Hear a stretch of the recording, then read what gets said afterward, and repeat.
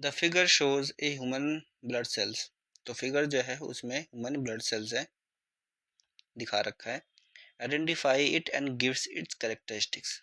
उसको आइडेंटिफाई करना है। देखो, जब ये छोटे छोटे से ग्रेन्यूल्स इस तरीके से बिखरे हुए दिखाई देते हैं, तो ये जो होता है हमारा, वो होता है बेसोफिल्स। ठीक है। अब बेसोफिल्स का क्या काम है? बेसोफिल्स जो है वो निकालता है हिस्टामिन, सेरोटोनिन, हेपारिन। ठीक है, ये सारी चीज़ें निकालता है। अब ये सारी चीज़ें जो होती हैं, मतलब कि हिस्टामिन, सॉरी, ये जो बेसोफिल्स है एक तरीके से पूरा का पूरा जो इन्फ्लामेशन करवाता है इन सब चीज़ों को निकलवा करके। दूसरा, एलर्जिक रिएक्शंस करवाता है। रिएक्शंस को ऐसे शॉर्ट फॉर्म में मैं लिख देता हूँ।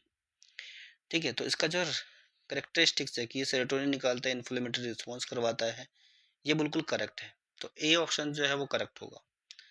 नेक्स्ट है B lymphocytes. B lymphocytes form 20% of the blood cells. 20% blood cells बनवाते हैं ये। इम्यून रिस्पॉन्स में पार्टिसिपेट करता है, बिल्कुल ये भी स्टेटमेंट राइट है। बट ये फिगर जो है लिम्फोसाइट्स की नहीं है, देखते ही पता चल गया कि बेसोफिल्स है।